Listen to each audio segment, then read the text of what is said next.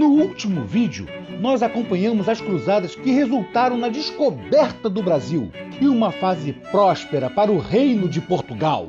Mas nem tudo que é bom dura para sempre. As guerras napoleônicas estavam arrasando o Velho Mundo e a França tinha como principal inimiga a Grã-Bretanha, principalmente no mar. Napoleão Bonaparte estabeleceu em 1806 um bloqueio continental, proibindo o comércio com a Grã-Bretanha. Mas Portugal continuou a negociar com os ingleses, o que acabou fazendo com que o país fosse invadido, gerando a fuga da corte portuguesa para o Brasil. Essa guerra contra a França ajudou a definir parte de nossas fronteiras.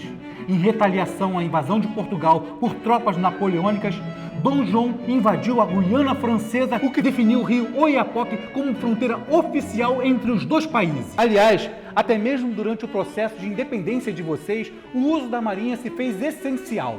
Pois mesmo após 7 de setembro de 1822, algumas tropas leais a Portugal permaneceram na Bahia e em algumas províncias, resistindo à independência. Mais do que nunca, era importante a presença de uma marinha para garantir a independência do país. Mas o mundo iniciava uma época de frequentes inovações tecnológicas e o navio misto, com velas e propulsão a vapor, começou a ser empregado como navio de guerra, inclusive pela Marinha do Brasil. Nessa sala você encontra essa figura de proa da corveta Dona Januária. Esse foi um dos navios comandados por Joaquim Marques Lisboa, do grande almirante Tamandaré, patrono da Marinha do Brasil.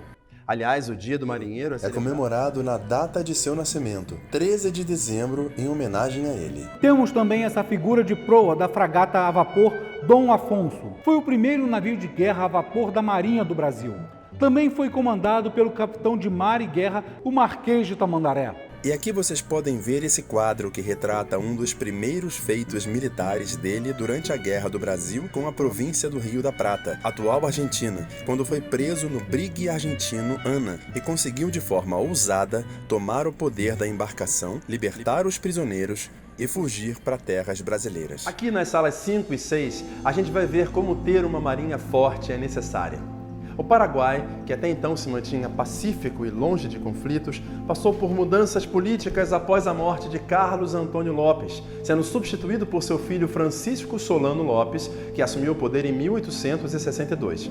O Império, porém, não considerava muito provável a possibilidade de conflito com o Paraguai, que não tivesse solução por vias diplomáticas. Porém, a intervenção brasileira no Uruguai, em 1864, em função da guerra civil entre brancos e colorados, que acabou envolvendo brasileiros que viviam lá, contrariou os planos políticos e as alianças com Solano Lopes. Com a invasão do Uruguai por tropas brasileiras, ele declarou guerra ao Brasil. Como lhe foi negada a permissão para que seu exército atravessasse território argentino para atacar o Rio Grande do Sul, invadiu a província de Corrientes, envolvendo a Argentina no conflito.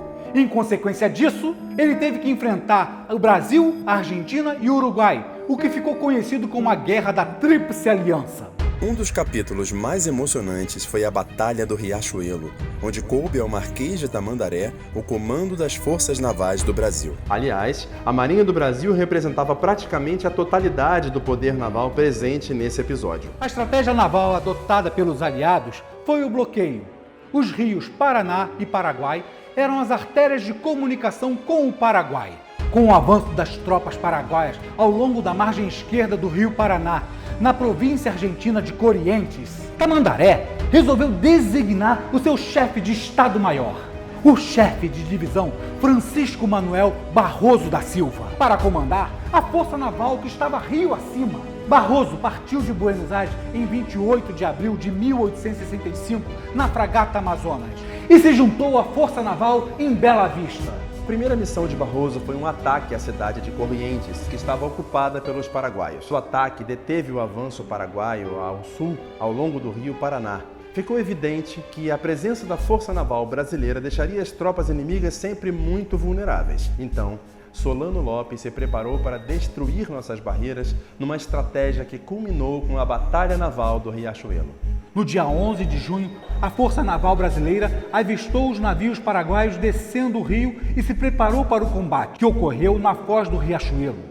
Após praticamente um dia inteiro de batalha, a esquadra paraguaia foi praticamente aniquilada. Estava garantido o bloqueio que impediria o Paraguai de receber armamento do exterior.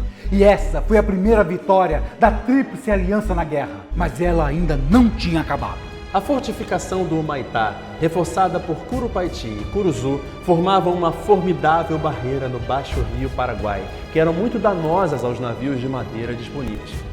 As forças da Tríplice Aliança, no entanto, dependiam do rio para avançar. Era necessário, portanto, obter navios encouraçados capazes de atravessar e de enfrentar a artilharia adversária das fortificações para ultrapassá-las. Como essa chapa encouraçada que pertenceu ao Monitor Alagoas. O Brasil, então, iniciou urgentemente o processo de construção de outros navios encouraçados, especificados para esse tipo de batalha. Esta roda de leme também pertenceu ao Monitor Alagoas. Fora isso, durante a guerra, o Brasil adquiriu 17 navios encouraçados, incluindo alguns classificados como monitores, que obedeciam a características de projeto inovadoras, desenvolvidas poucos anos antes na Guerra Civil Americana.